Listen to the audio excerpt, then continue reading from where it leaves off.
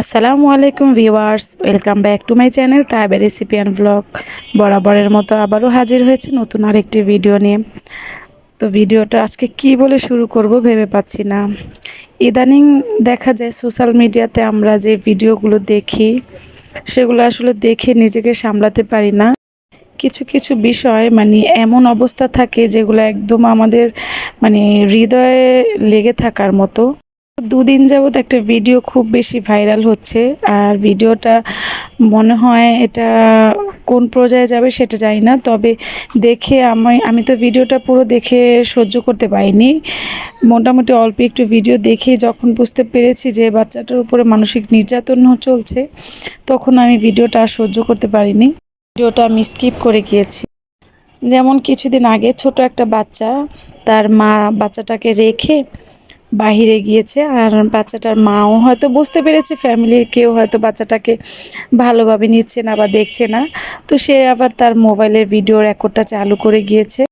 আর ওই সময় ওই বাচ্চার চাচি এসে বাচ্চাটার পাটা ভেঙে দিয়েছে বা কিছু একটা পা ধরে কিছু একটা করেছে। তো তখন বাচ্চাটা প্রচুর কান্নাকাটি করেছে। এটা ভিডিওটা মানে আমি দেখছি যে মোটামুটি এটা নিয়ে অনেক ইউটিউবার, ফেসবুক যারা বিভিন্ন ধরনের নিউজ দেয় তারা এটা নিয়ে অনেক বেশি নাড়াচাড়া করছে।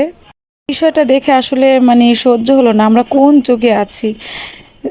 শুনতাম নাকি একেবারে আদিকালে তখন নাকি মেয়েদেরকে নাকি জীবিত মাটিতে পুঁতে রাখা হতো বা শিশুদের বিভিন্নভাবে নির্যাতন করা হতো।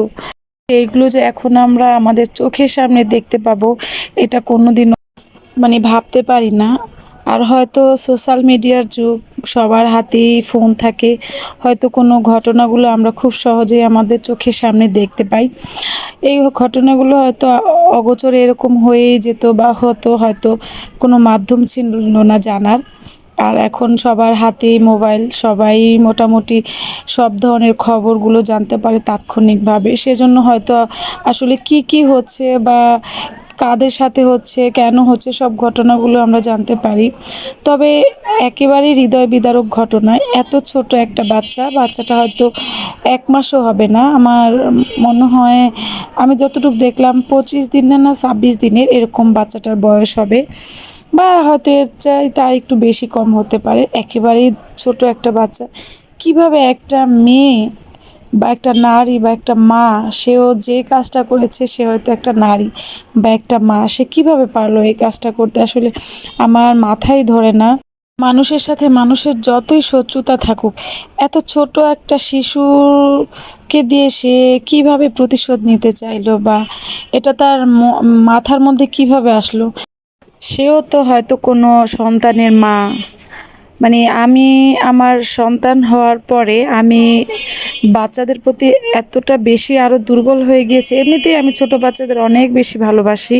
তারপর আমার মেয়ে হওয়ার পর আমি মোবাইলে বা ভিডিওতে, টিভিতে বা বাস্তবে কোনো বাচ্চার কান্না বা কোনো বাচ্চার কষ্ট আমি আসলে একেবারেই সহ্য করতে পারি না। আমার খুব কলিজাতে লেগে যায়। আর এমন একটা দৃশ্য দেখে আসলে নিজেকে কন্ট্রোল করতে পারিনি। তাই আপনাদের সাথে একটু শেয়ার করলাম কথাগুলো। মানুষ এখনো কতটা নিষ্ঠুর, বা দুনিয়াতে আল্লাহ তাআলা কত ধরনের মানুষ সৃষ্টি করে পাঠিয়েছেন, কত জালেম, আবার কত দয়াময় মানুষ পৃথিবীতে আল্লাহ তাআলা রেখেছেন।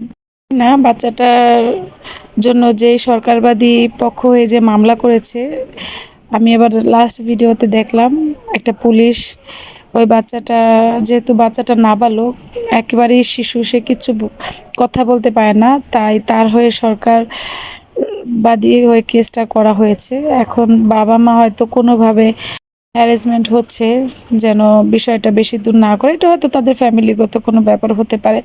তবে যাই হোক, এরকম ঘটনা যেন কোনো মায়ের বাচ্চার সাথে না হয় বা কোনো অবুঝ বাচ্চার সাথে যেন এরকম না হয়, কারণ এইগুলো আসলে মেনে নেওয়ার মতো না।